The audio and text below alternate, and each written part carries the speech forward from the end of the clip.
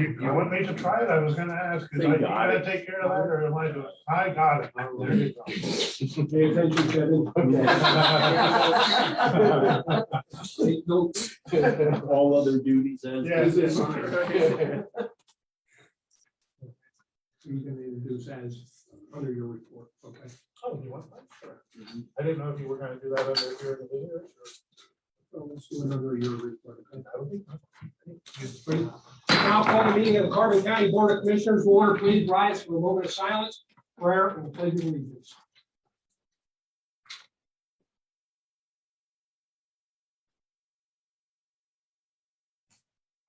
Okay. O Lord, giver of life and source of our freedom, we thank you for the many blessings you have given our community. We invite your presence in our meeting. We know that it is from your goodness that we have received all that we have. Gracious and loving God, we understand that you call us to be the stewards and the caretakers of our county. Help us to serve in that role. Amen. I pledge allegiance to the flag of the United States of America and to the republic for which it stands, one nation, under God, indivisible, with liberty and justice for all.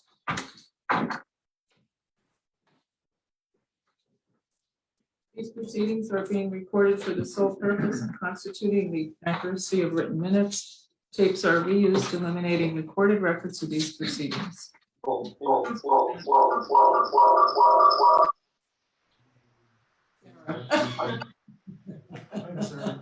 She's on twice. Okay. All right. Okay. Okay, try it again. Approval of the minutes of the previous meeting held November 4th, 2021. Motion approved. Second. Mr. Lukasevich? Yes. Mr. Notstein? Yes. Under guests concerning county business, first I'd like to call on Mr. Evans from Troop 777 in Tamaqua. I'd like to introduce the gentleman with the Sarah, can you go ahead and mute your phone or whatever? I got it. Thank you. Good morning. My name is Edward Evans. I'm here with my two sons, Jacob and Andy. Andy Andrews. We're from Troop 777. So we're here doing a couple of requirements. We had to meet with a government elected official about constitutional rights and responsibilities of a U.S. citizen. So we're doing that, and we're attending the meeting beforehand, see how everything works. And we also wanted to take a minute to thank the county for allowing our troop to be able to use Camp Apple Tree. We haven't gotten there yet, but springtime planning a camp out to get there.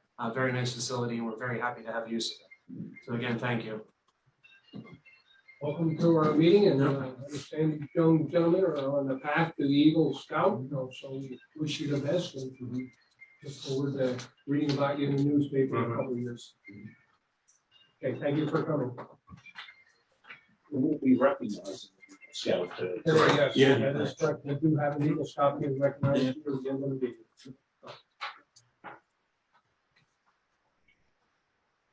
Oh, any other guests concerning county business at this time? Yes, sir. Jerry Hoare, spelled H-O-A-R-E, Jim Thorpe, and I was here at the last meeting 2 weeks ago. I found it very disturbing that one of the commissioners would launch a personal attack and rant on some individuals, and it just and I thought, I can't be the only person in this room that finds this objectionable or disturbing.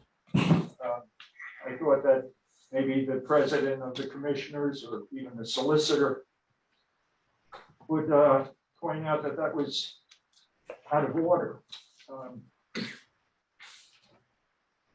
few of the things that I noticed was that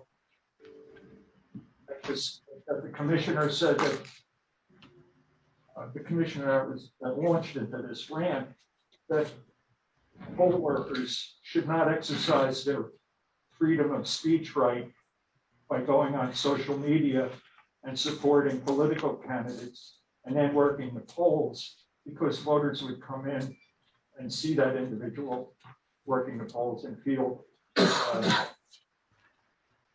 uneasy. So poll workers should not let their political views be known when on their own time. That's kind of strange. And then having a picture of Sidney Burnett's supporters and calling them evil. What's that about? And somebody in this room was evil, according to that commission. And the commissioner said that he was the vice chair of some cyber awareness group. How does that completely blows me away that individual would post a check on Facebook from the county funds. And then he asked to criticize or ask why Tommy showed up, referring to Tom Gerhardt, I guess. And he's allowed to show up. Anybody is. And as to, and lastly, Sidney Burnett, who I don't know. I don't know the woman. I saw her here once. She read a statement. And then all three of you commissioners adjusted the minutes to reflect that she was on vacation and not acting as in her capacity with their county job. What, did the county terminate her for one day? Anybody's allowed to come in here and make a statement, whether they're on vacation or not. That doesn't disparage her for having a county job and coming in here and addressing the commissioners on her vacation day. To me, that shows dedication, if anything. That's all. Thank you. Good. I think we should just clarify about the minutes correction. It was to ensure that an individual wasn't here doing private business on county time. That was the only correction. The individual stated that she was here on vacation time, so she wasn't here in an official capacity, Jerry. So it doesn't seem to be anything wrong with correcting the record to understand in what capacity the individual is speaking.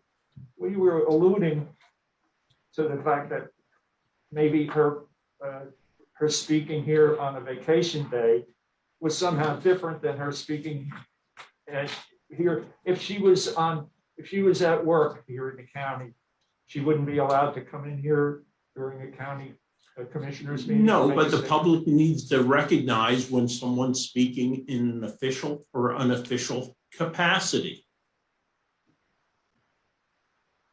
Okay, very good.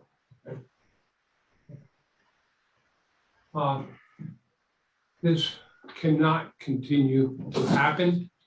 I apologize to the public that I allowed it to go along so far and have other elected officials and employees attacked. I will control that in the future. This is no place for that kind of attack on individuals. This meeting is for county business. We have an understanding. Okay. Any other guests concerning county business? Hearing none, we'll move on. Next item is a report of the executive session. There are none. Proposed 2022 budgets. Motion to present the proposed 2022 operating funds budgets of estimated expenditures totaling $57,395,244 and make the budgets available for public inspection in the office of the County Commissioners, Carbon County Administration Building, Jim Thorpe, Pennsylvania, between hours of 8:30 a.m. and 4:30 p.m. until December 16, 2021. Motion with discussion. Second. I don't know if anybody in the public has any comments before I get started. And this is something that, I mean, we've been working on the budget for, let's say, just a month. And last night or yesterday, we had another meeting where we're gonna have possibly a budget that's gonna escalate, and we all know about the children and youth. But I've always said that to have a tax increase, you have to have a reason. And sometimes I look at the budget, and after I was looking what happened yesterday and other things that are here, I'm not sure if this tax increase is actually viable. I mean, there's things in here where I see like the fund balance is going to be escalated by $1 million. And this has nothing to do with our financial consultant. I think there's some of that things that I just kept looking at, and I just look at even the ARP fund. And we never really sat down, and I want to do a presentation at the end for the last motion. But we've never ever sat down here and said anything about what we're doing with the ARP money. I think we have to start earmarking that to different departments that pretty soon we're going to wind up. We got a gift here for $12.5 million, and we better use it right, or somebody's going to pay in the end for it. And I said, when I look at this, and I have to apologize to you, Jeff. I mean, you did a great job on the budget and things, but I'm just not comfortable with doing a tax increase. And then we have even here, like the parking fund is increasing. And my thing is, like, I went over last night on things that I've been trying to push for years. I mean, since I've been here.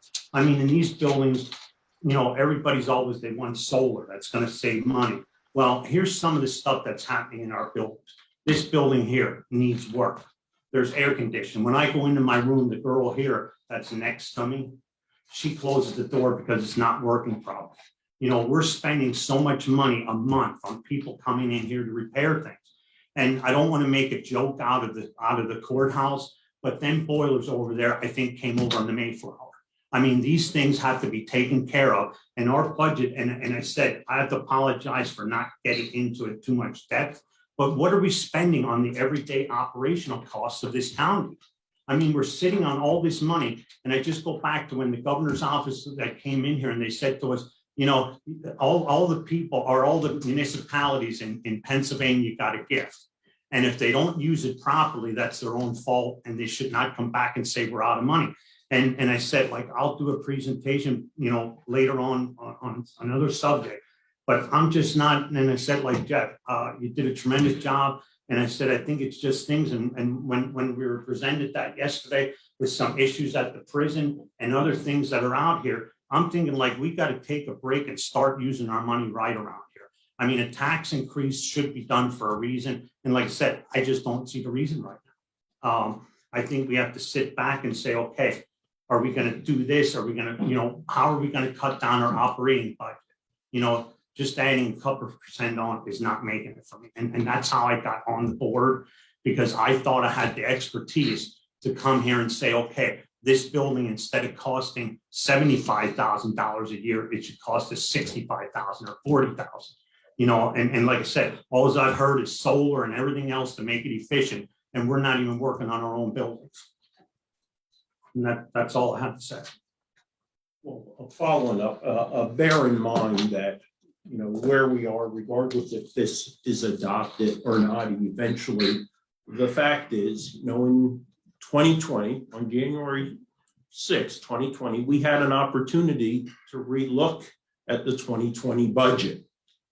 Rocky, you did not support the motion to start making corrective actions at that time. So I'd ask you to bear that in mind.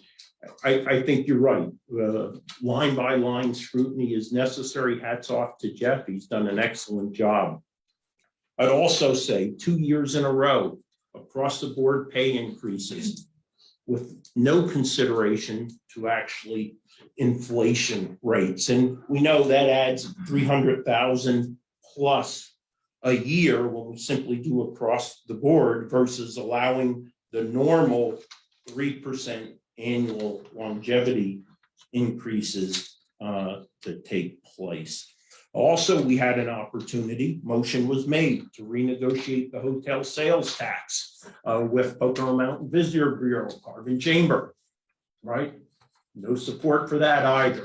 Again, help offset the impact of tourism. There's a positive and a negative to that. That's all I have. I think what we have to look at the whole picture. We all realize that we have a lot of issues with children and youth in particular. We know we have space needs. We know that we hired about, I think it was 6 people this year for that agency alone. We are looking at 9 additional employees because of the caseloads and because of the pressures and an agreement that we do have with the Department of Health. The prison has been killing us. This is a tentative budget adoption. It is subject to change. It will be on review here for the next 3 weeks. Our final adoption is December 16th. It is subject to change then and public comment. We have been made aware of a huge increase in some other costs since just yesterday after this was already posted, and the additional cost on moving forward with a program. So, you know, there are a lot of things that enter into this. People don't really realize we are taking about $1 million, if I correct, out of our operating fund. Don't forget, we might have 11 million in there now. We take $1 million out to reduce the cost this year. We have about a bill of about $5 million we should keep in reserve just to get us through April to pay our bills, our employees, etc. Our costs are operating until our taxes start coming in. If we go take $1 million, we're down to 10 million. We cannot keep taking money out of those funds. Keep doing that. We're going to be kicking the can down the road. And that's what happens. And a lot of times you don't want to, no one wants to raise taxes, but there's a time when you have to consider long term, what's going to happen if we don't. We're looking at a major paving project next year, which came in projected cost probably a few $100,000 above what we really expected. So of course, we're just going to have to back up, regroup, and decide which projects, which are urgent, we have to do now. So there's a lot of things that enter into a budget and long-term things, unforeseen things. We don't know what the additional costs or personnel costs will be at the prison.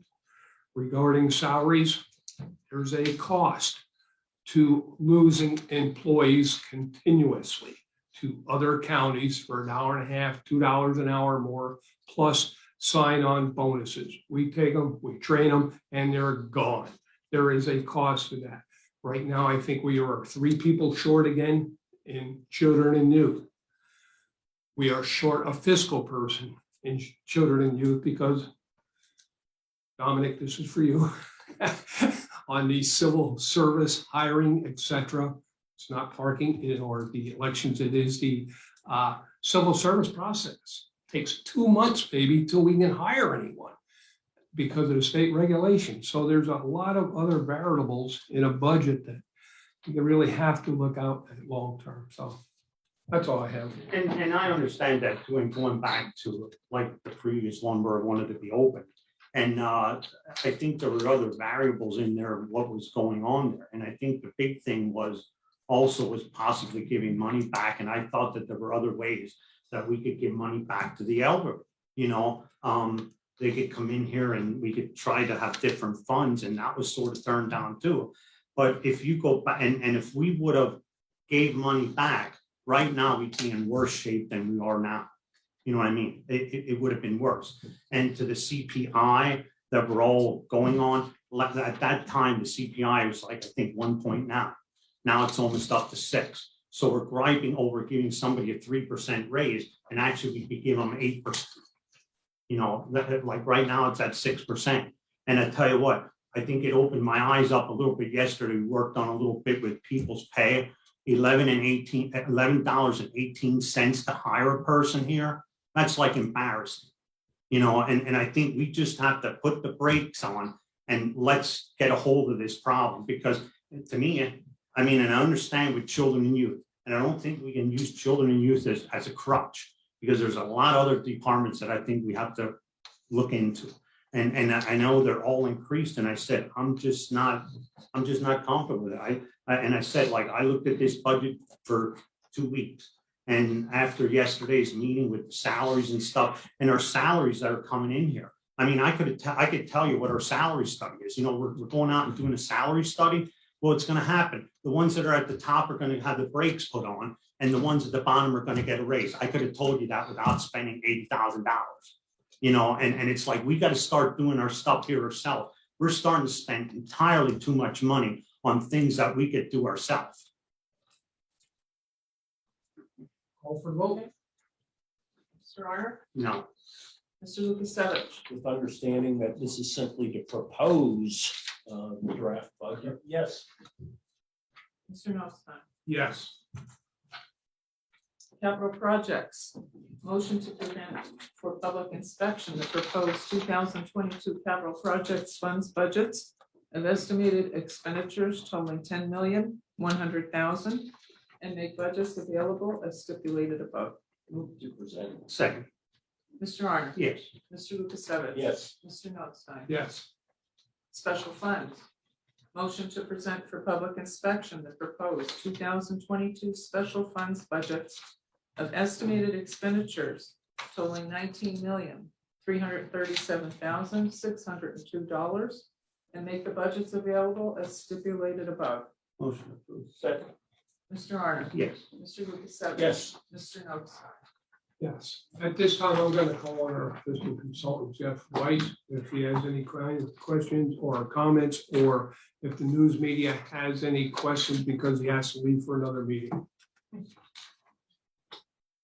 I mean, you guys kind of covered a lot of it. So, your health insurance costs this year are going up significantly. One of the items also. Last year you had a reduction because actually in 2020, a lot of people didn't go to the doctors. What was going on in 2021, that ticked back up. So, you know, there's just items that are in there. Really, that 14% increase equates to almost $1 million in your budget. Your pension contribution is down a little bit for next year, about 170,000, which is a good thing. You have $10.1 million of budgeted capital projects. That's for the Emergency Operations Center, Training Center, finishing off Susquehanna, and then some other capital project items that are in there. Right now, the way that the budget is structured with the $500,000 increase, you're still utilizing the beginning fund balance for almost $900,000 to cover your budget. So your expenditures exceed your revenues by $900,000, and that will be covered by the beginning fund balance. The way the budget is written right now, the only raises that are in there are union contracted raises. There's nothing in there for non-union. There's some union contracts that aren't settled yet. Those raises, there's no increases or anything for that. That money has all been placed in contingency so that when those items are done and the salary board meets in January, those items can then be changed into those budgets. One of the biggest changes, and you guys mentioned, is children and youth. You'll see about a $472,000 amount that we see as an increase in the expected match to children and youth next year. And then in the subsequent fiscal year, I expect that number to even go higher. So those are some of the big items. I'm free to answer any questions on it. Dominic, anything? I don't. Amy? Yes. Just looking at figures from last year to this year, last year's was a 62.6 million versus an 86.8 million this year. I know 12.5 is regards to the ARP funds. But where is it 12.1? What other kind of things are in there that? We also have, so you have the ARP money in there, the American Rescue Plan money. We also have ERAP, Emergency Rental Assistance Program money in there, which the county has received We're at 5.7. Yeah, we're Because over we five, received yeah. the RAP 2, which was about 1.3. So those amounts are in there. So yeah, that was one of the things I worry about, because you always ask that question. Compare last year to this year's. There's no apples to apples comparison. It's apples to oranges this year because of COVID. Last year we had the CARES money coming in for 5.6. And now with the American Rescue Plan money, it's throwing all the budgets out of whack across everywhere. You can't do an apples to apples. And that's one of the biggest problems we had in trying to figure the budget out this year. Thank you. Yep. Oh, and one last question. What does 1 mil for the county equal money wise? For the county runs about 1.6 million, between 1.6 and 1.7 million for a mill tax. Okay, thank So you. this increase is, about 850 to the county. Thank you so much. Okay. I appreciate you allowing me to go first. I know you have another meeting shortly. Okay, let's move on. Okay, the next item is the budget transfers. Second. Mr. Arner? Yeah. Mr. Lukasevich? Yes. Mr. Notstein? Yes. Supplemental appropriation. Second. Mr. Arner? Yeah. Mr. Lukasevich? Yes. Mr. Notstein? Yes. Expenditures. Check numbers 74012 through 74032, and direct deposit check numbers 6035917 through 6036359 for the payroll paid through the payroll fund checking account for all county funds totaling $635,273.65. This is the payroll dated November 5th, 2021. Motion to ratify. Mr. Arner? Yes. Mr. Lukasevich? Yes. Mr. Notstein? Yes. Approval of check numbers 224403 through 224868 for expenditures to the general fund clearing account totaling $1,152,902.17. Move to ratify. Second. Mr. Arner? Yes. Mr. Lukasevich? Yes. Mr. Notstein? Yes. Approval of check numbers 224869 through 224990 for expenditures to the general fund clearing account totaling $408,746.91. Motion approved. Second. Mr. Arner? Yes. Mr. Lukasevich? Yes. Mr. Notstein? Yes. Treasurer's reports, we have 2. Move to accept. Second. Mr. Arner? Yes. Mr. Lukasevich? Yes. Mr. Notstein? Yes, at this time, I'm going to call on to the treasurer to introduce someone here. Sure. Good morning, Commissioners, and it is my pleasure. We have a guest with us. He's spent some time with me earlier on during this week, and will continue to pop into my office every once in a while. And it's my pleasure to introduce the gentleman directly behind me, Mr. Kevin Zelinka, our treasurer-elect, who will be taking my office come January 3rd. So. Thank you. Okay, thank you very much. It's great to be here. I'm really looking forward to this opportunity. Okay. Welcome, Kevin. Okay, at this time, we're going to recess the commissioners' meeting to reconvene our salary board meeting that was recessed last month. There was one item that was supposed to be on the agenda that has been withdrawn. So at this time, I'll adjourn the meeting. Okay, I'm sorry, maybe I shouldn't have, since it was advertised. Is there any guests concerning salary board before I adjourn? I'm sorry. Okay, now I'll adjourn, okay. And this time I'll reconvene the monthly meeting of the commissioners, or weekly meeting of the commissioners. Next item is the personnel report for county departments. Move to approve. Second. Mr. Arner? Yes. Mr. Lukasevich? Yes, with the exception of Mr. Youngkin, to which I'll abstain. Mr. Notstein? Yes.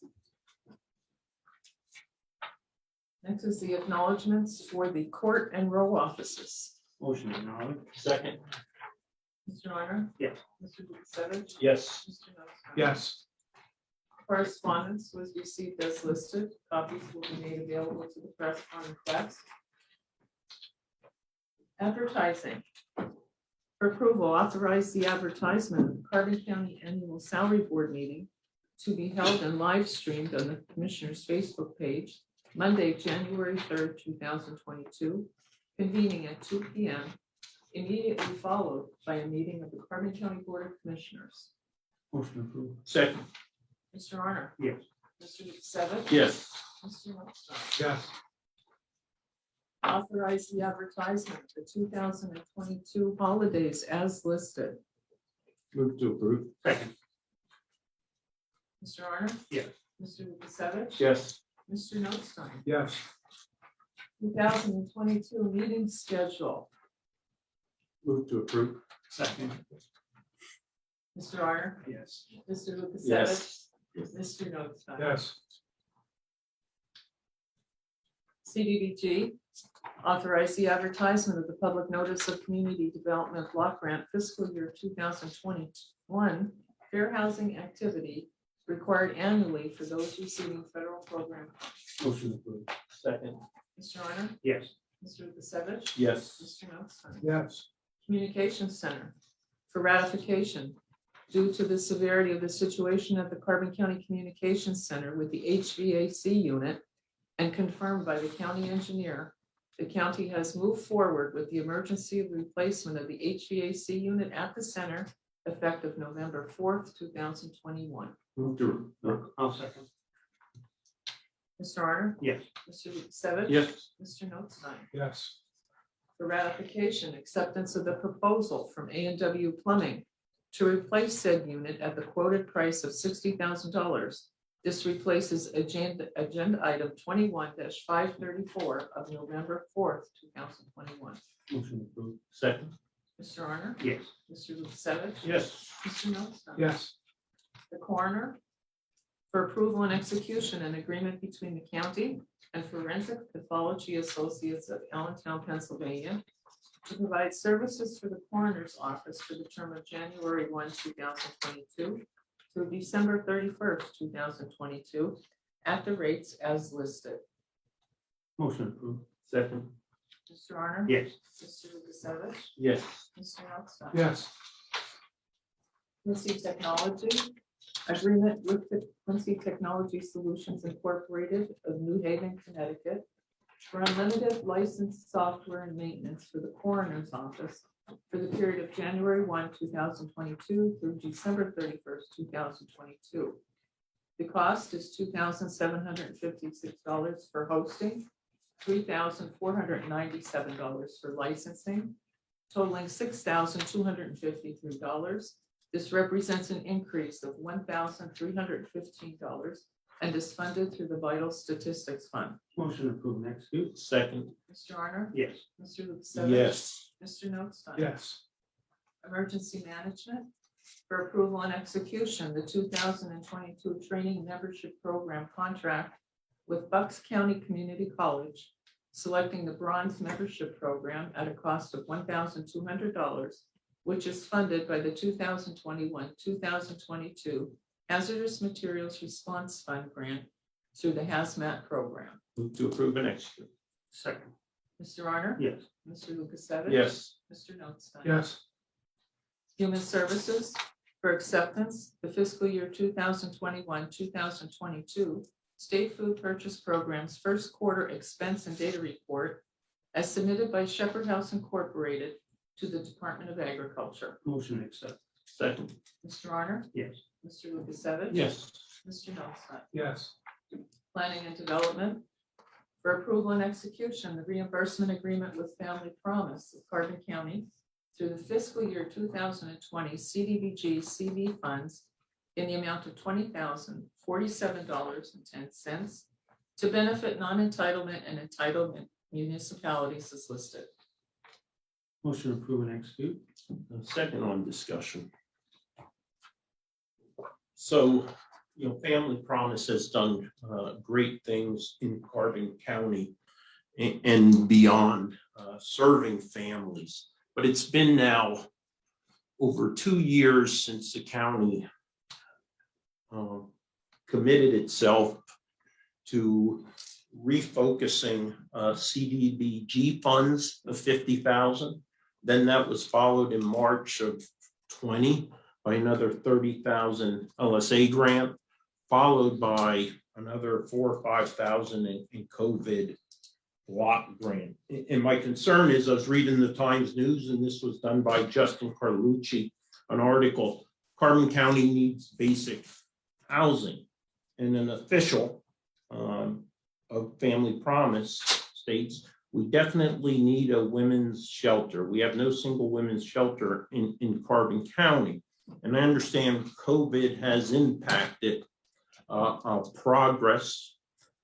They do have Family Promise as a family plan that the solution summary, or excuse me, the problem, there are no providers in the county for single women experiencing homelessness. And in their solution, the purchase of the Nesquehoning facility, which the county has contributed to via CDBG program, supporting an LSA grant, and also the COVID block grant, will allow Family Promise to meet both needs. One of those needs being single women experience homelessness. And I'm just raising this as an issue that, again, I'm really not seeing the progress I think all of us expected from Family Promise in this area. And if we are going to be fiscally responsible, we have to take a hard look at all resources that we provide and ensure that those who we contribute to are meeting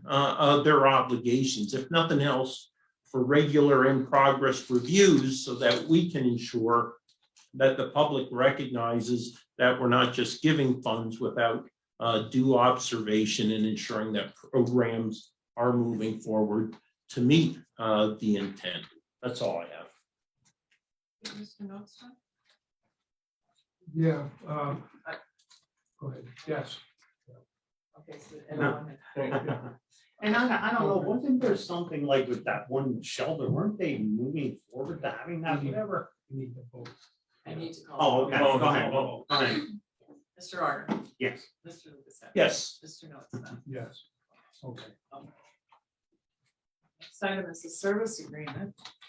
Annual renewal of the elevator service agreement with Schindler Elevator Corporation for the courthouse to the administration building 1, 76 Susquehanna Street 1, at a total cost of $8,685.16. Term is October 1, 2021 through September 30th, 2022. Elevator 1 in the courthouse is covered until February 1 of 2021. I believe we need to make it amendment to Yeah. that. What is 22. Mhm. But And it will be taken out of service. For sure, February is the date. Change that to 2022. So when it will be taken out of service. The invoice was decreased by $1,404.08 to reflect the removal of elevator number 1. Move to approve and execute with the modified date. Mr. Arner, Yes. Mr. Lukasevich. Yes. Mr. Notstein. Yes. Solicitors report. Agency on Aging, an agreement with Redco for approval and execution, letter of agreement linkages with Redco Group Behavioral Health Services in Stroudsburg to continue to provide psychiatric outpatient services effective until December 2023. Move to approve and execute. Second. Mr. Arner, Yes. Mr. Lukasevich. Yes. Mr. Notstein. Yes. Children and Youth for approval and execution, an extension to the consulting agreement with Kelly Noble of Bethlehem to provide fiscal services to Children and Youth Services Department effective November 1, 2021 through February 28, 2022. All of the terms of the agreement remain in full force and effect. Move to approve and execute. Second. Mr. Arner, Yes. Mr. Lukasevich. Yes. Mr. Notstein. Yes.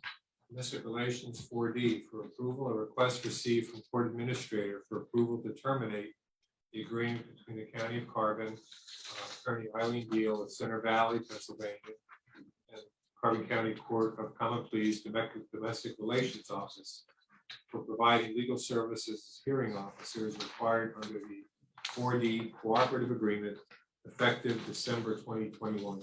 Motion approved. Second.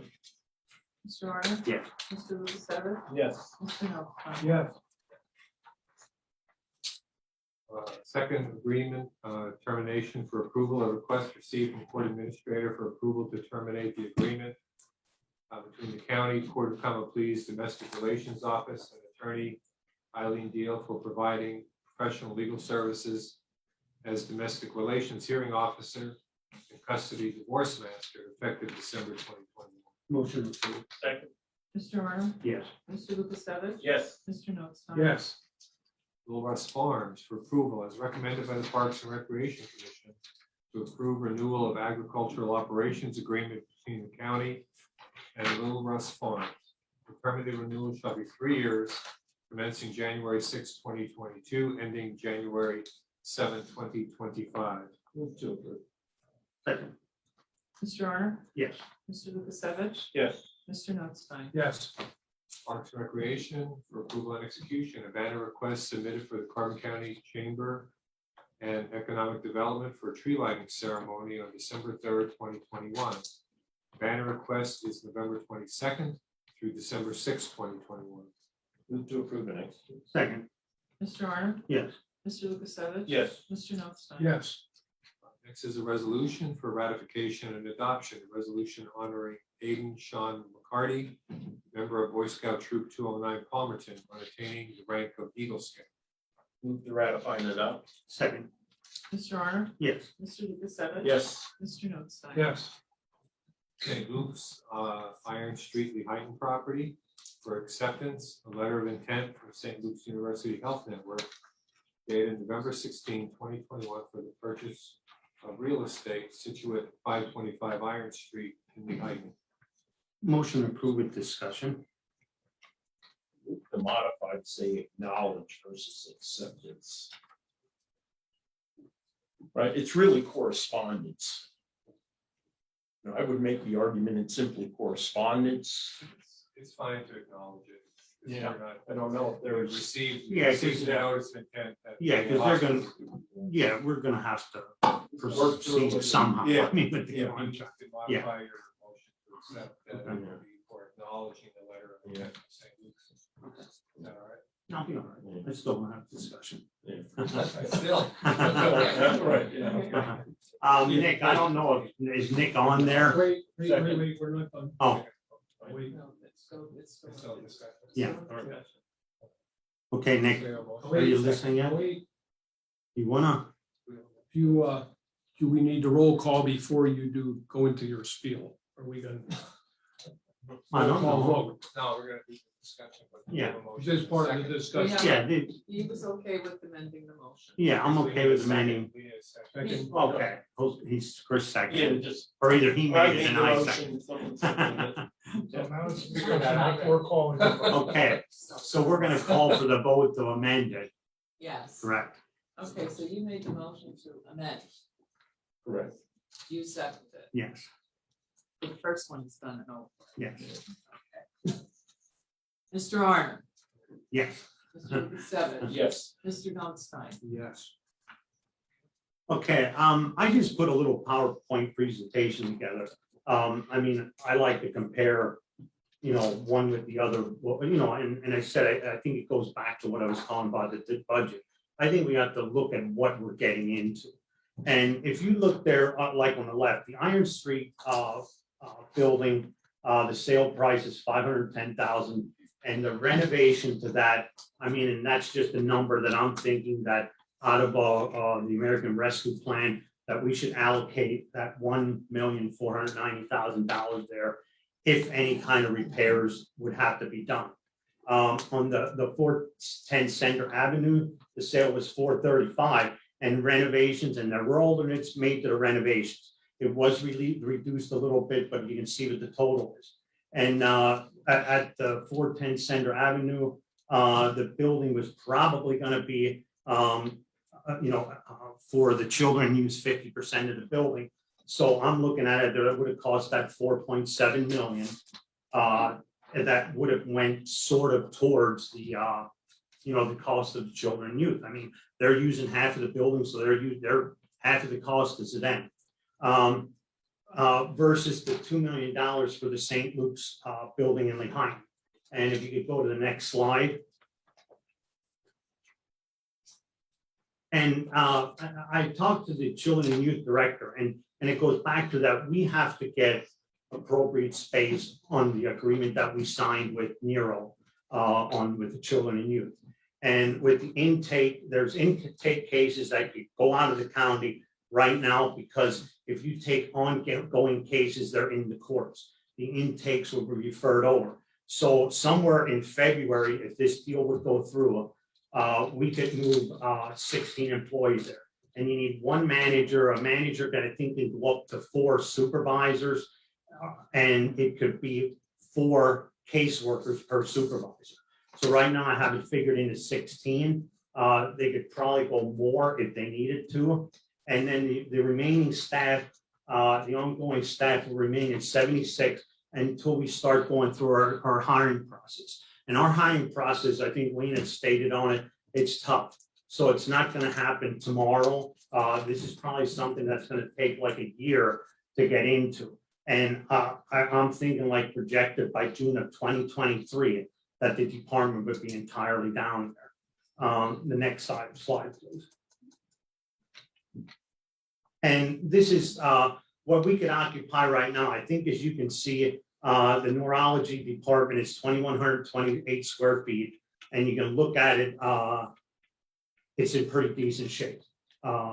It's something that we could probably move into. The adult daycare down below here is 3,543 square feet, which is a big open space that we could probably get somewhere around 16 to 20 caseworkers in there. The next slide, please. And the wound care center and St. Luke's is not done with all their projects that they want to do. And what they would like to do is stay in the building for possibly up to 2 years until their plans come through wherever they're going to move the wound care. But they would like to have the approximately between 18 and 24 months that they would like to have an agreement, and they would pay us to rent that property at $23,850 a year for the rental space there. And I think for our projects that we're doing in the courthouse, I think it's going to line up with that, because when we do the courthouse, and even if we would want to do something here, I talked to the architect or our Boyle yesterday, and it's like if we could tie projects together, it's going to save us money. And the next slide, please. And the front section of the building, as you can see, it's not very nice. My idea with that, either tear it off and put a 1-story building on, take it down to 1 floor, because when you go to 2 floors, you have an elevator involved and you're going to lose space anyway. So I think financially we'd be better doing that. Like I said, there's the pictures. It's not in nice shape. I'm not covering up like that it's the greatest thing in the world, but probably 75, 80% of this building is done. And the next slide, please. And the building, it has a sprinkler system throughout. It was built in the 1930s. It was renovated approximately 1984, and it was upgraded. I mean, the hospitals had it, and they don't like get things go, because I actually had the bills like they would have replaced the door for $1,800. I mean, I think in their budget, they always had like $10,000 to keep everything updated that was safe.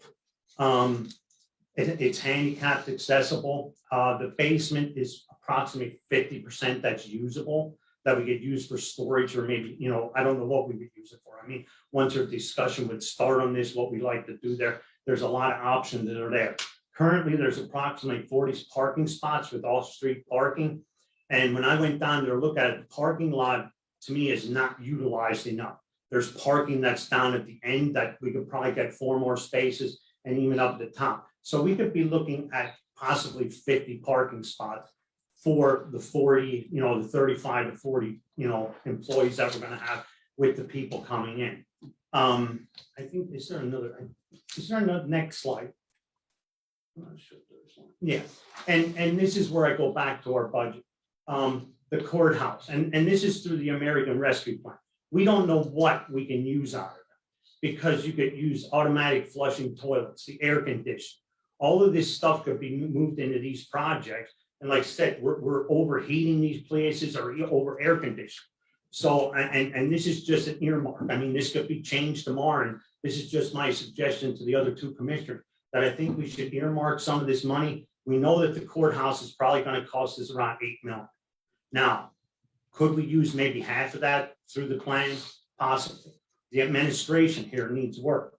The Iron Street, even if we would project $2 million, the prison definitely needs work. And Mach Chung Link, the train station, the dog shelter. I mean, we're all looking at, the train station, they're always having trouble with their heating system or the air conditioning. And I only put 300 in there.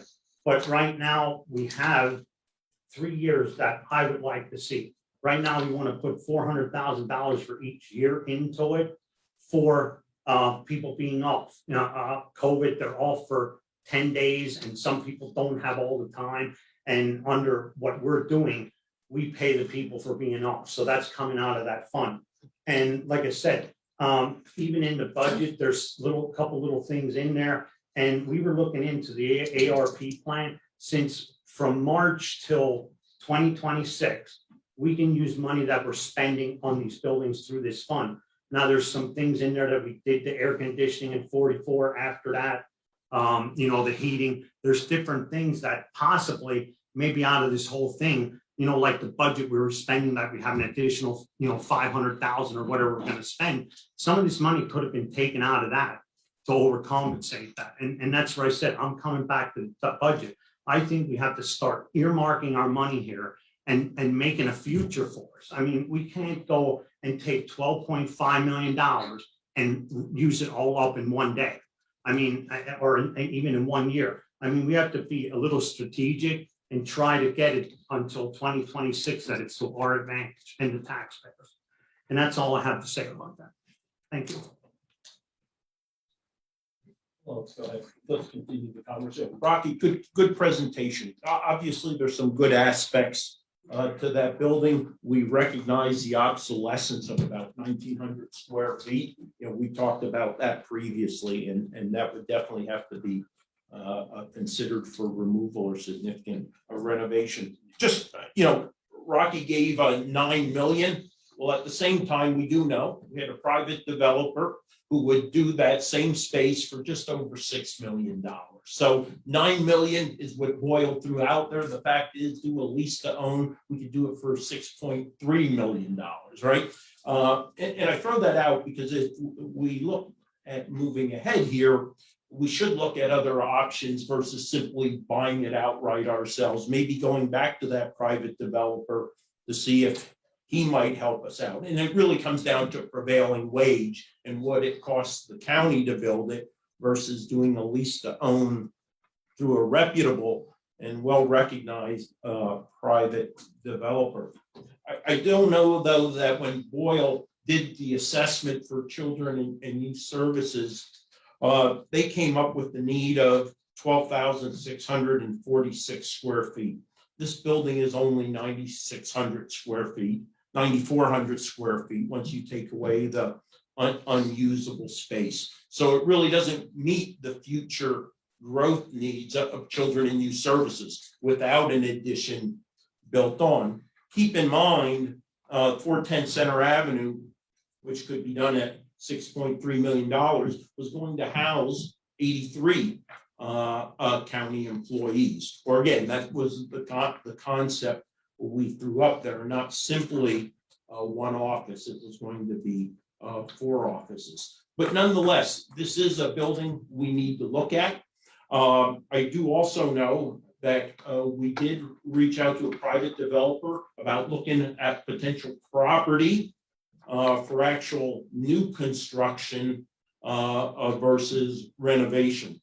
And that's going to have to be considered also. And I think we need to give that gentleman, as we work through this process, time to come back to us to see if that might not still be a potential option. Yeah, and like I said, there's other options. I mean, Yeah. I'm open to anything. I mean, this is just, I wanted everybody to see it.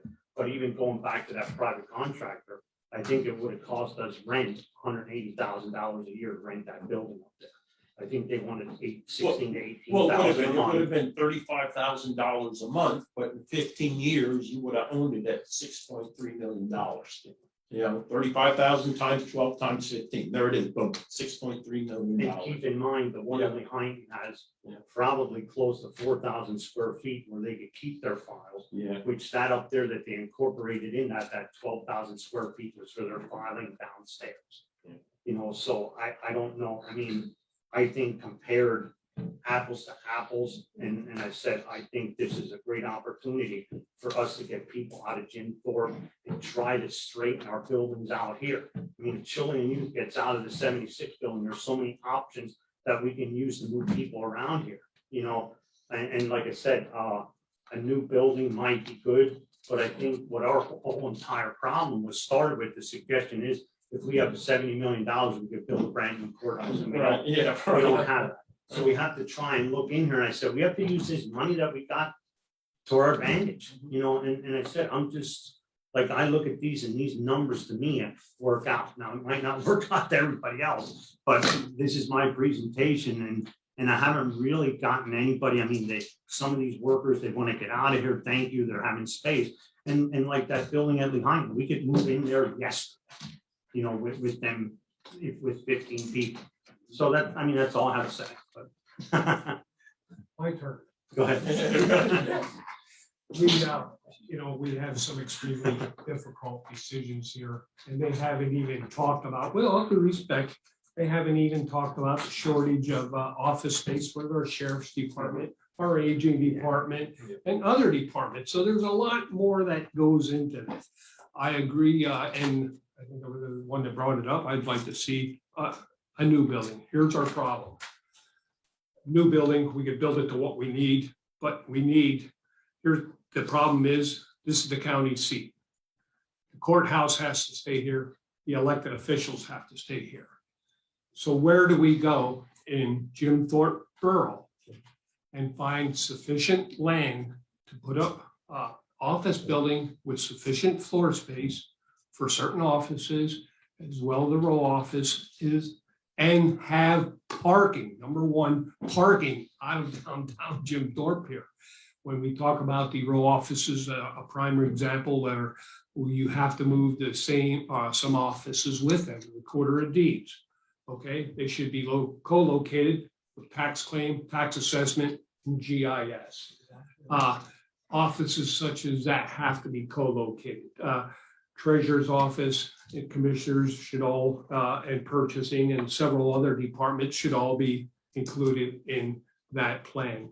Yeah, it's ideal if we would be able to build that. It's not going to happen overnight, but, and then the courts would solve their problem being close to the courthouse and be right here. So, yeah, so there's a lot of moving parts here, and it's not an easy decision for all of us, you know, so, but we are trying to work through it. Enough of that subject. Yeah, we Voted to change. Okay. That's perfect. Okay. Is there another issue? No, okay. Further business, any further business? When we bring something up, no. Another PowerPoint. Do you have something? No, I don't think so. Not on the further business. No. Commissioners report? I do have one thing. I did get, I know the Cub Scouts or the Boy Scouts are in here, and Aiden Sean McCarty, I had the honor of giving him his proclamation on Sunday, and the project that he did was phenomenal. He took the St. John's Church in Palmerton and he cleaned it, power washed the whole thing and painted it, did other exterior work to it. And it's good to see something like that. And I hope these young men are moving forward to that. And you're going to be here one of these days, but it's really good to see these young people doing something like that. I mean, I can't express how much thank you for what you are doing. And I also have one other thing. We got a donation for the Carbon Animal Shelter again, and it's for $1,000. And it's from A. Donald and Mary G. Baylor Foundation, and it was sent to us from Tabitha Surface. So thank you, Tabitha for this, and thank you for the foundation. That's it. Savage? Nothing.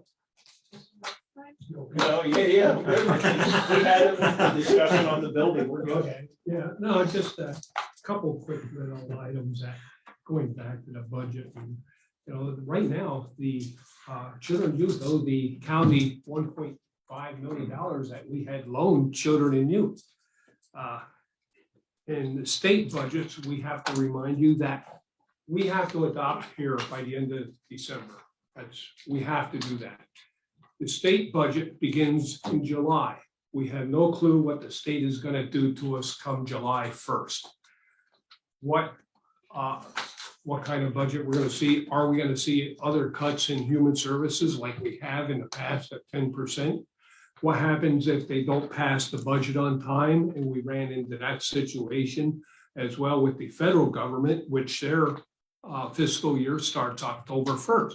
So we're planning a budget, and a lot of those funds that we have coming in depend on the state and federal budget. They can change it in the middle of the year. We can't, you know, so we have to, and the reason I say that, I just feel it's important to have that healthy fund balance. And look at some of the other expenses we're going to talk about this year is the temporary courtroom next year, or for a year or so, while the renovations are being done in the courthouse. So there's a lot of expenses coming up, and, you know, rent for planning, we're going to be paying them. There's some other issues that are legislative issues that are coming up that affect the counties. Or every time it seems that they pass a law in Harrisburg or the federal government, it costs us money. Things that the commissioners associations and others, you know, have to worry about now. We're already started talking about the 911 fee bill, which pays for a lot of our communications, our towers, our maintenance, our salaries, etc. That sunsets in 2004. I forget exactly the date it sunsets, but that fee goes away. Who's going to pay those bills? Back on the counties when we don't get those fundings. They pass the laws, we have to pay it. And children and youth, a prime example is all the legislation after the Sandusky case, well over 30 pieces of legislation, and we all want to protect the children, but it puts a burden on the taxpayers, not of Carbon County, but 80% of that funding comes for them. Most issues, not all of them, doesn't pay for everything, but a lot of that's reimbursed. But every time we increase it, increases your state and federal funding, etc. So we have a lot of other issues that we have to be concerned about when we adopt a budget. So that's all I have. And I understand. I mean, I get it. I mean, we got to cover our bills, but I think even like we put into the state, there's overlaps by a half a year, and our, you know, we have to deal with what we adopt, and we actually put in for more money that it's going to cost us for the next 6 months, you know, and I think maybe sometimes the state ought to reach into their fund balance a little bit and say, you know what, Carbon County is trying to do something here. Let's give them that extra 80,000 or 100,000 they requested. You know, why can't they do that? I mean, we have requested for it. So are they going to give it to us in January, or aren't they? Because it's a little bit hard, and it is balancing our budget. I mean, we're looking at millions of dollars, and we have to adopt it with blind eyes. You know what I mean? And we're a subject that they're requiring us to hire these people. You know, if you're requiring us to hire these people, and I feel that if we're putting in for this money, they should compensate us. Budget proposal, when we first got the request, that was over $3 million above our budget. So it was dwindled down to a little bit less than half, I'd say, from cutting things out of the budget. Some things you can cut, some things you can't. So Yeah, I'd say, and it's not even taking into consideration inflation, to be honest. No. I mean, because we're kind of using, you know, so. Yeah, because inflation. every week you see how many contracts we approve and how much their costs have gone. I'd say very few that have been less than 3%. Some may be even doubled on our contract costs. Yeah, you look at a doorknob. Yeah. Doorknob should not, I mean, electric doorknob should not cost. I don't want to cut anyone short, but we do have another lengthy meeting. If it's okay with you people. Yeah. And for this meeting, before we get into the next, One other thing, Does the news media have any questions before we go into retirement or before, I don't know if you want to stay for a retirement fund? I gotta go to a shooting. Oh. Yeah, there was a drive-by shooting between West Penn and East Penn last night, so I gotta skedaddle. I heard. So, my only question was the Little Russ Farm Agreement, what exactly is that? That's the farmer leases the property up by the Old Washby Environmental Center, and they've been leasing that since the dam has been built in the 70s, so it's just renewing the lease. And my quick question, I don't know, this might be a question for taxpayer and recorder of deeds, but when we vote for a tax increase, obviously to up the revenue from homeowners, you have to build more homes. Are we seeing, my friend Charlie's building a house off Boco, are we seeing a trend in home construction? I mean, I don't know what the stats are, but I've seen it already. Like, I mean, I talked to a couple like building inspectors and stuff like that. And for the last couple of years, there has not been building.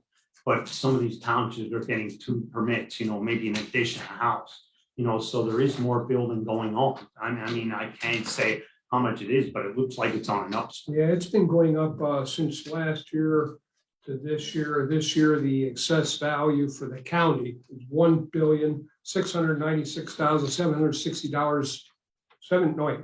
$760,720. Year before it was $1,690,000,000. So, yeah, so it went up about 6 million, but our expenses probably went up a lot more than that. Yeah, what happens when, as soon as the house is sold, the people appeal it and drop their taxes. Look what happened with all the nursing homes that we had and the Kovacs and all the major industries that came in, appealed their assessment. I think the Weatherwood alone was about $5 million reduction in taxes. So that hurts the school district, hurts the borough, hurts the county. Kovac, KME property, that was several parcels. If you want, Commissioner, I'll give you a 30-second, 20-year history of assessment. When the county went through its tax reassessment in the early 2000s, we had a bit of a boom in revenue. We were allowed to take it 10%, but what it allowed us to do was to reset the schedule. And it worked out very well until 2008. From the 1980s to the early 2000s, we had tremendous growth in the northern parts of the county. There were a lot of building permits being issued. New buildings mean higher assessment, which is what generates our taxes. 2008 comes, boom. There were hundreds of building permits, septic permits, things that were on the launch pad in those areas that just came to an end. And you can check that with any of the townships. We have seen a comeback in real estate. However, a lot of that real estate is already existing homes, which are already on the tax rolls. Plus, as Commissioner Chairman mentioned, we had a lot of tax appeals shortly after 2008 hit. Some of them significant, such as the Weatherwood nursing home. Several hundred. And the resorts on the northern end of the county. So although we are seeing a resurgence in real estate sales and values, they're on existing properties that really don't have a tremendous effect on our tax rolls. Whenever there is an economic downturn nationwide, it is always followed by, or the resurgence is always led by housing, because housing brings raw materials in, it brings in craftsmen, specialized things. It also brings the side effects of furnishing a home, landscaping, et cetera, et cetera. We have not seen that yet due to supply chain issues, this and that. So right now we are in a housing boom, but it's not having a tremendous net effect on our assessed valuation. Yeah, and even like in the 80s, you probably had 500 homes built. We're not going to have 500 homes in the next. And you see, know, that was a big boost for us in the 80s. and again, the assessed value of a new constructed home incurs not only an increase in our assessed value, but there's also a filing fee in the recorder of deeds, which also gets separated into records improvement funds, which also affects our affordable housing funds. So not having that new building growth affects so many other points in the county government. And I probably went over my 30 seconds, but I thought it was worth mentioning. Oh, no, I love you for it, Ron, today. Anything else, media wise, we good? Okay, Amy. You have the HVAC thing, where is that project standing right now since you ratified the replacement for that? Equipment's ordered, Yeah, that's all I can say right now, when they get it, I don't know. hopefully this afternoon. Thank you. Okay, all right. You ready for the next one? Okay. This time I'll call the monthly meeting of the retirement board to order. I'll turn the meeting over to our secretary, controller, Mark. Mr. Chairman. Impressive PowerPoint for the commissioner honor there. I like those little hands on there. Yeah, oh, that's their new sign, design for them already. Okay. All right, first we'll start with seeking a motion to approve the minutes from the previous meeting held October 1st, 2021. Motion approved. Mr. Sheehan? Yes. Mr. Spurcheck, yes. Mr. Arner? Mr. Lukasevich? Yes. Mr. Notstein? Yes. Are there any guests concerning retirement board business? Okay. Report of executive sessions, there weren't any held. Next, I will seek a motion to ratify the warrant, that is including checks numbers 40727 forward to 40741 and direct deposit numbers 7014303 to 7014700 for the month of October. Second. Mr. Sheehan? Yes. Mr. Spurcheck, yes. Mr. Arner? Yes. Mr. Lukasevich? Yes. Mr. Notstein? Yes. Thank you. Next is the retirement activity for the month of October. We had 7 retirement refunds, 6 superannuation retirements. And I wanted to always try to make a note and thank all of those folks that are retiring from county service. Thank them for their service, wish them a long, happy, healthy retirement. I just did a quick calculation among the folks retiring. It was about a combined service of 83 years to the county. So that's quite an accomplishment. So the total disbursements for the month of October was $482,076.11. And our portfolio value as of 10/31/21 was $97,118,554. I'm going to sound like a broken record. It's another all-time high. I'm very happy to report that. And I always like to report to the board and the public the Friday before, as of last Friday, November 12th, we hit another all-time high at $98,489,599. So the fund is doing well, and later in the meeting, Sarah Wilson from Marquette will be joining us. Any questions on retirement activity? Correspondence, we didn't have any. Solicitors report. You have a PowerPoint. Nothing. You want me to run it for you? All right, next, our investment consultant, Sarah Wilson of Marquette, will be joining us to review the third quarter results for the pension fund. Sarah, are you on?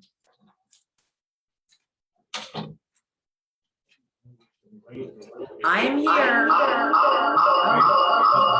There, that line, you're getting an awful lot of feedback. We can't hear anything on that line. We have you on the screen as twice. That's probably why you're getting feedback. How's that? Is that good? No.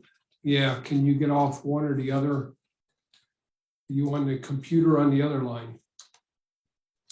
Is she on her phone and the computer?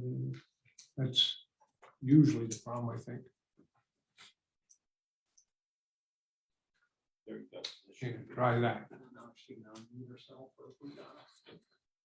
Still on mute there. But you're down to one screen. How is that? That good? A lot better. All right. Okay, good morning. What I want to do is, I think you have your books in front of you. Is that correct? Yes. Okay.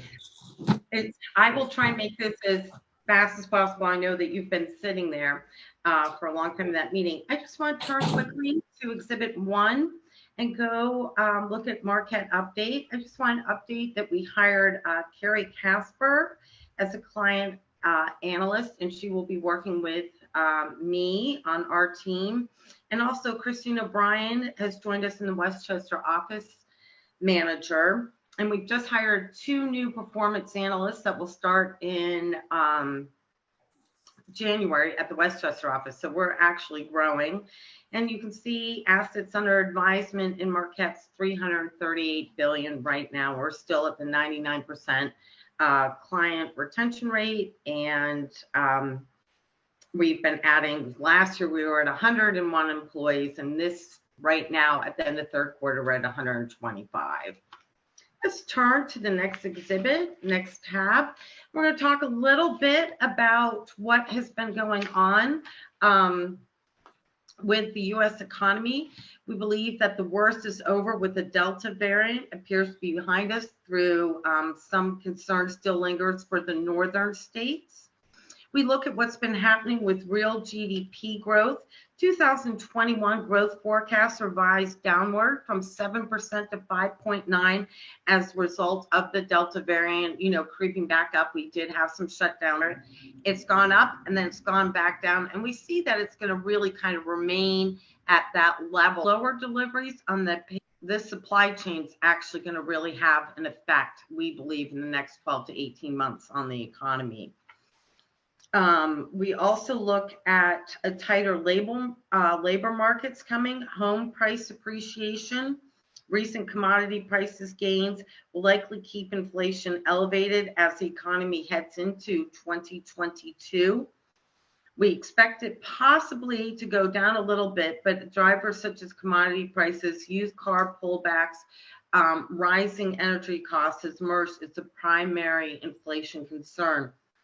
And one of the reasons on used car is we know that you can't go out right now. It's very hard. New car inventory has been very low. We saw September unemployment drops to 4.8, but could move higher as workers return to the workforce. We look to improve participation rate, but it's going to likely lead to a higher unemployment figure going forward. And one of the things I think that everybody has felt is you can't hire employees. We've really seen the small businesses struggle in there. And then we go to page 10 and the short-term interest rates. We know the Fed in November had their meeting and said that they were going to pull back on supporting the economy, and they're going to buybacks are going to get a little bit smaller. And then we look at the below and we look at where the actual short-term interest rate is, look at that gold, and then you look at where the future markets are projecting, saying that it's going to go up, and then the Fed in September said it's going to go up a little bit. Now we're hearing that they believe that the Fed rate is going to hike. We thought just at the beginning of this year, we thought it might be at the end of 2022 and then 23. Now the Fed's starting to say that we will possibly see 2 rate hikes in 2022. If we turn the page, we look outside the U.S., the global economy on page 11.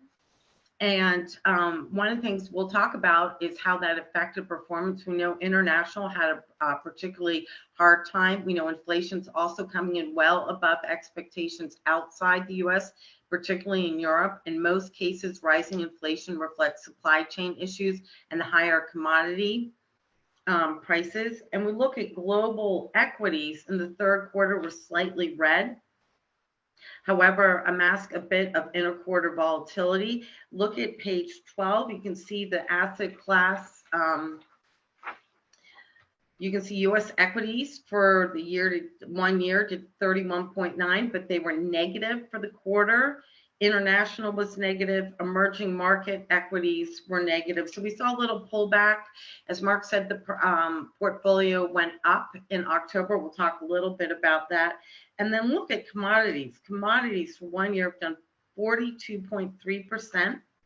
And then we look for the quarter, they've done 6.5%. And fixed income returns were muted during the third quarter. And we will look at that when we look at returns of your managers. If you want to turn the page, we look at the U.S. equity market. September saw the 7-month winning streak for the S&P come to an end as U.S. equities turned negative and slow-moving negotiations on fiscal spending, rising rates, inflation fears, and concerns over an earnings growth peak. Large cap stocks outperform their smaller peers during the third quarter. And we see that a lot, especially when there's either volatility or you see a negative quarter.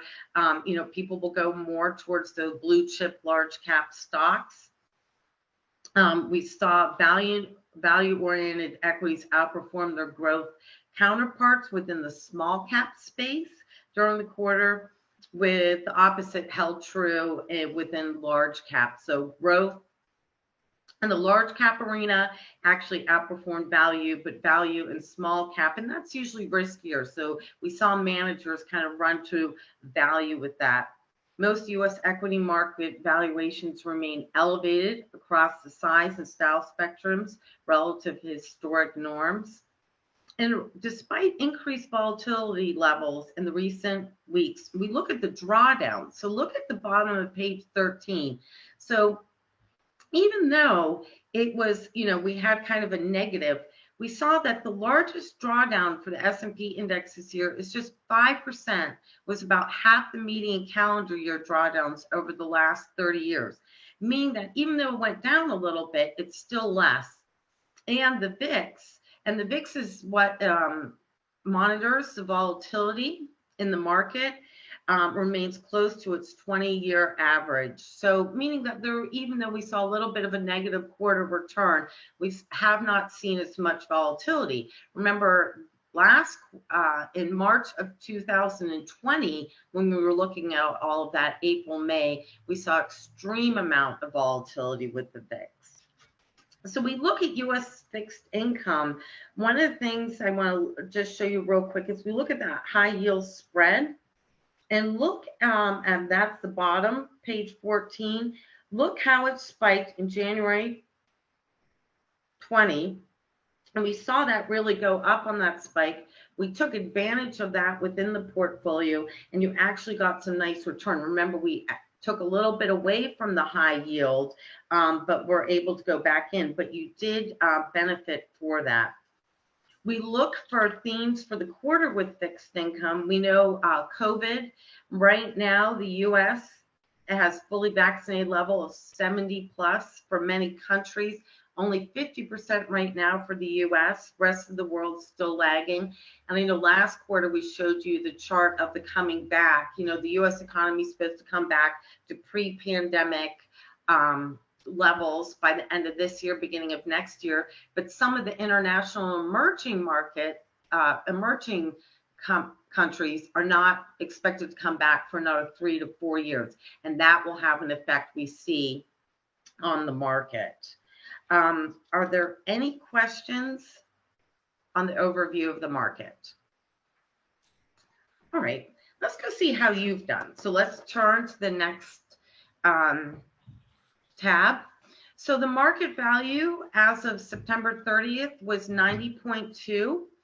October, the investment gain was actually 58,000. So you were, even though the market was negative, and this is page 19, you were actually up $58,000. It doesn't sound a lot, but it's better than being negative. You were right on your policy index, returning a 0.10%. Year to date, you've had a gain of 8.2, and year to date return is 9.4. Now at the end of October, you put on 3.7% for that month of October. Your year to date gain is 13.2%, and you're at 98.4 million at the end of October. We look at positive attribution, your active US equity, your MFS low volatility global manager did very well. Your high yield allocation, as I said before, that was a really nice little bit that we were able to put in. Lord Abbott high yield returned 0.8 during the quarter, while the asset class benchmark returned 0.8. So you've had a little bit of growth from there. We talk about negative attribution. We use the value tilt. We're still comfortable with a little bit of the value tilt. We believe when it really goes and we see a market in a downturn, that will be better. One of the things that happened is the custody transition finally finished at the third quarter. And then we were able to restructure a little bit of the portfolio after the custody switch. Looking ahead, and then we'll just review some of the manager performance. Infrastructure education, I'll be out next month. We'll do an infrastructure education on Wednesday. That will be an educational meeting.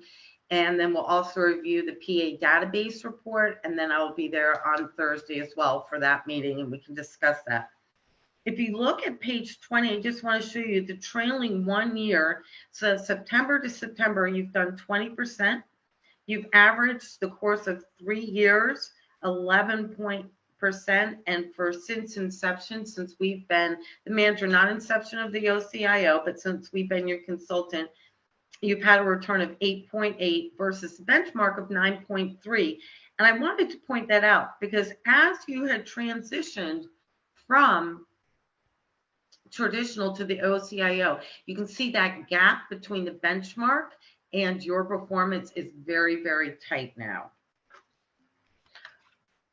Then I would like to ask you to turn to page 34, 35, 36, and I just want to go over some of the portfolio returns with the managers. So your total U.S. equity, when we look at that, so total fund composite year to date did 9.4 versus 9.1. When we look at your total equity composite for the quarter, you were positive. GWK, which we put in May of 2020, did 2.2 versus a negative 2.7. They've had some really good outperformance. And as you can see, when we looked at restructuring this, we did put in an active equity, U.S. equity manager, and then we look and we did around the index funds. And the reason why we chose those two index funds is that we believe the S&P 500, it's very hard to find a manager active that's worth its weight in funds that are going to outperform the market. We look at global, and global you did do 11.5, so year to date you outperformed, you slightly trailed. We looked at Dodge and Cox, just had a tough quarter, and they are very aggressive. As I said, when we looked at the overview of the markets, a lot of the global managers went through, looked at value. And then we added in August, we added AB Global Core Equity Portfolio.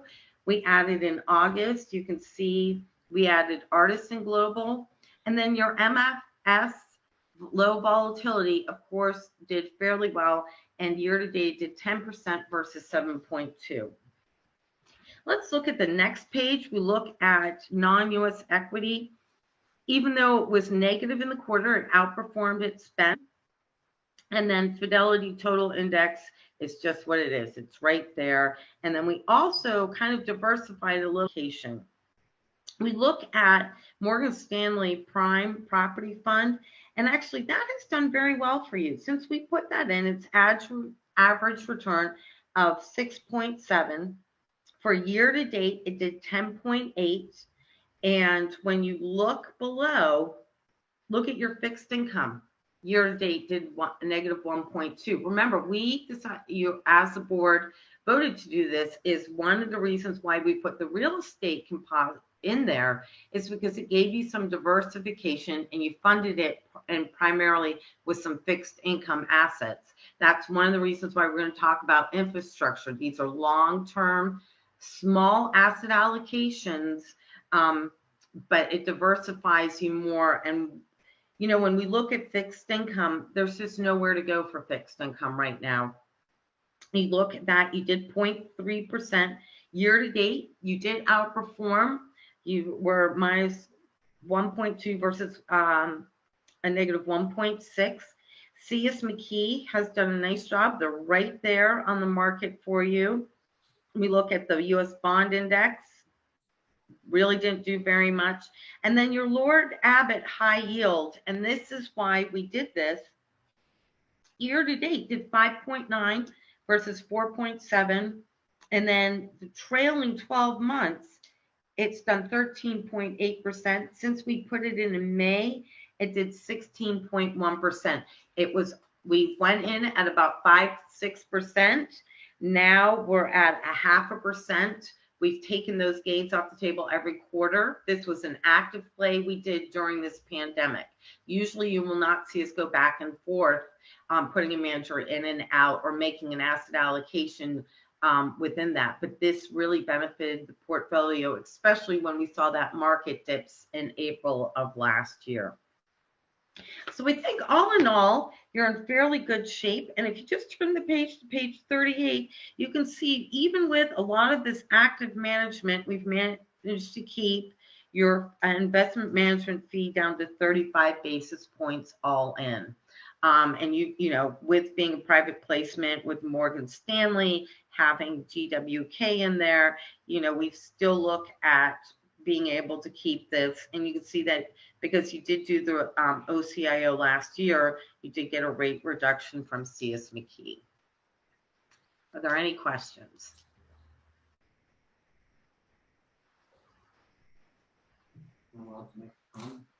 No, I just want to say, I want to commend them for what they're doing for us. And I think one of our biggest things is when we did change over this OSI, that I mean, the way the market is going up and down, I mean, by the time they would have came to us for an answer, we could have lost $1 million. You know, and I have to commend Sarah and their staff and the rest of them for doing what they did. Why we went with that. Yeah, because exactly. 30 days makes a big difference. Yeah, and that was a scary thing for me. I'm thinking like they come to us and it's like, okay, we give them an answer 2 weeks later after the crash happened. It's too late. One key takeaway for me, Sarah, I think is obviously we need to stay within the parameters of our investment policy statement. But the key of diversification, I know you hit on this, is not just being diversified, it's how you're doing the diversification. I think what your firm is doing is a great job in that you're diversifying to get us the proper mix of different type of asset classes to really help to boost return. It's obviously working. And you know, I think, and that is, you know, to commend the board as well. You did kind of lift, you know, educate, you were willing to do that. You made some great decisions by doing some of this diversification. We added some things in your investment policy. We're going to keep diversifying. There's a couple other things we can do, and that is the ever-changing market.